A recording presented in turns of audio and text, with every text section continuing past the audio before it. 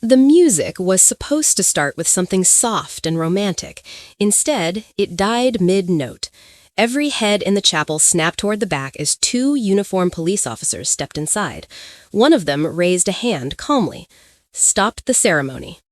A ripple of whispers spread through the crowd. My sister froze halfway down the aisle, her designer gown shimmering under the chandelier lights, ivory silk, hand-beaded bodice, cathedral-length train trailing behind her like royalty. She looked perfect. She looked untouchable. She looked exactly like someone who thought she'd gotten away with everything. The officer pointed directly at her dress. "Ma'am, we're going to need you to step aside." Gasps erupted. Her fiancé turned pale. Our mother clutched her pearls. And me? I simply folded my hands in my lap and watched, because 3 weeks earlier, my life had quietly exploded, and the woman standing in that stolen dress was the one who lit the match. I've always been the practical sister. My name is Claire. I'm 32, an accountant, homeowner, financially careful to a fault. While other people chased trends, I chased stability. My younger sister Vanessa chased attention. Growing up, she was the pretty one. Teachers adored her, boys hovered around her, even strangers complimented her hair, her smile, her effortless charm. I was the responsible one, which is just a polite way of saying invisible. Still, I loved her. At least, I thought I did. For 5 years, I had been quietly saving money, skipping vacations, driving my old Honda long past its glory days, cooking at home, all for one goal. A down payment on a small lake house. Not luxury, not flashy, just peace. The account had finally crossed $48,000. I remember staring at the number one night, feeling something close to pride. The next morning, it was gone. Every single dollar. At first, I assumed it was fraud. My hands shook so badly I could barely dial the bank. But the representative sounded calm. "Ma'am, the withdrawal was authorized through your joint emergency access." Joint access? I never added anyone. Then she said the name, Vanessa Carter. My stomach dropped so fast it felt like an elevator cable had snapped. I drove straight to her apartment, heart hammering against my ribs. When she opened the door, she didn't even look surprised. She stepped aside casually. "Oh, good, you saw it already." "Where is my money?" My voice didn't sound like mine. Vanessa twirled once in the middle of her living room, and that's when I saw it. The garment bag hanging from the curtain rod. Luxury boutique logo. Gold lettering. She grinned. "I bought my wedding dress." I waited for the punchline. It never came. "You stole $48,000, I whispered. She rolled her eyes like I was being dramatic. "Relax, you're not even dating anyone. What were you saving for? A lonely retirement?" My chest tightened. "That was my house fund." She laughed. Actually laughed. Then she delivered the sentence that changed everything. "Claire, you're ugly. You don't need the money anyway. It's not like you're ever walking down an aisle." The room went silent except for the roaring in my ears. Something inside me didn't break. It hardened. I could have screamed. I could have threatened her. Instead, I inhaled slowly and nodded. "Okay." Her smile widened, mistaking calm for weakness. That was Vanessa's first mistake.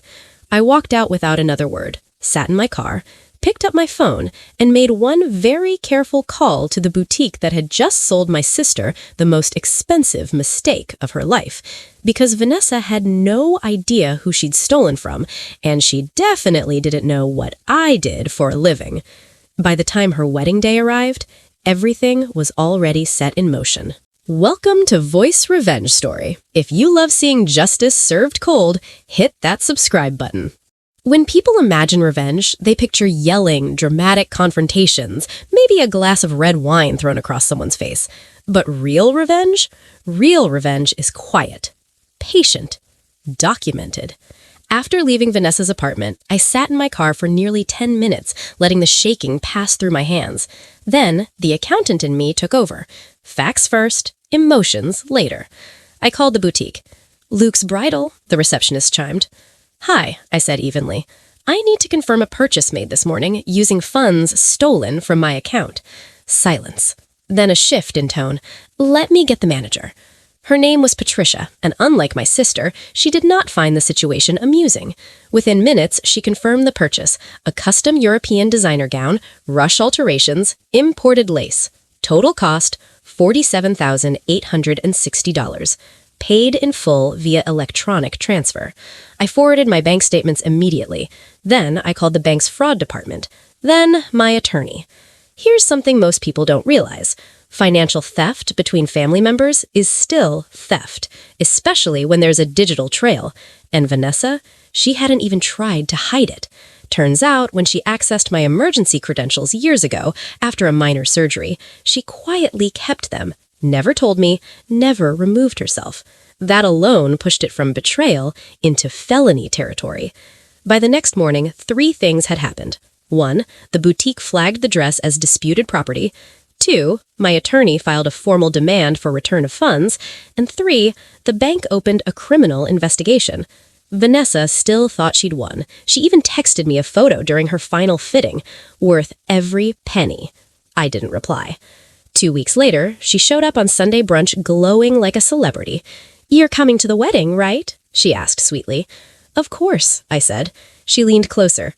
"And Claire, maybe wear something flattering, for once." Our mother shot me an apologetic look, but said nothing. She never did. Golden children don't get corrected. Responsible daughters get told to keep the peace. So I kept it.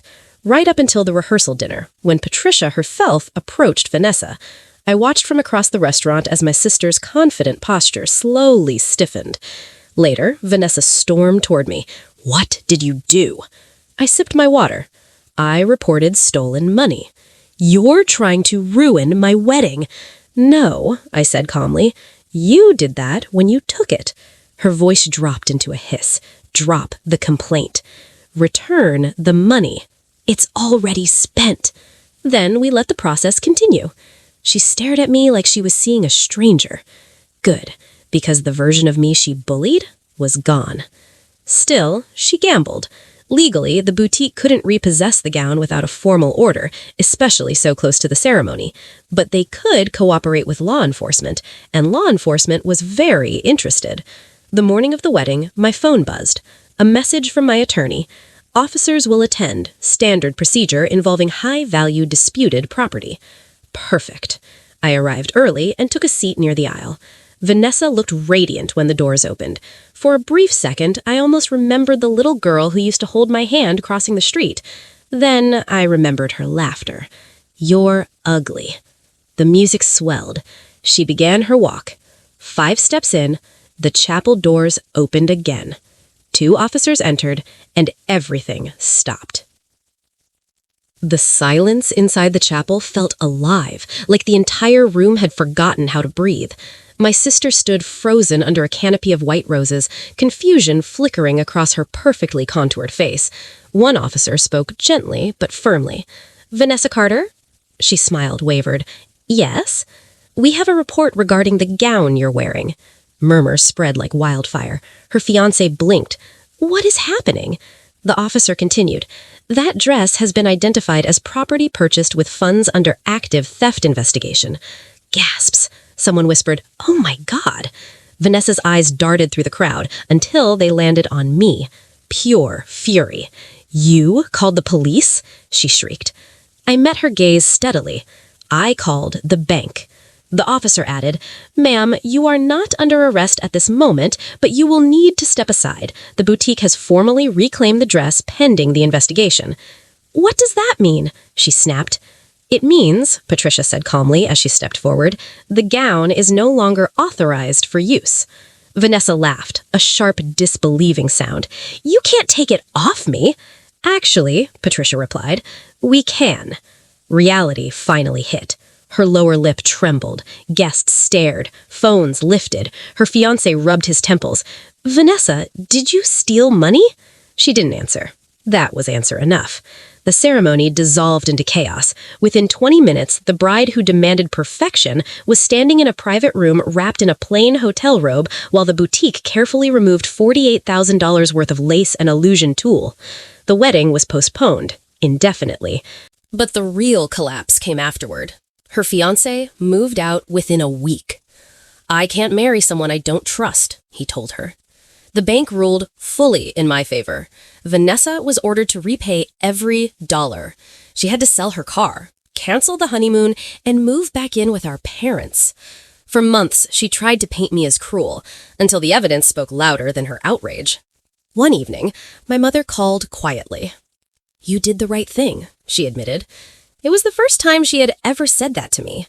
6 months later, I stood on the porch of a modest blue lake house, keys cool in my palm. Not flashy, not enormous, but mine. Completely mine. As the sun melted into the water, I realized something unexpected. Revenge hadn't felt fiery. It hadn't felt dramatic. It felt peaceful. Because the greatest victory wasn't watching my sister lose. It was finally understanding my worth had never depended on her opinion. Not on beauty, not on comparison, not on being chosen, just on refusing to be treated like I was less. People sometimes ask if I regret it. I always give the same answer. No. She thought I was too small to fight back. Turns out, I was just quiet enough to win.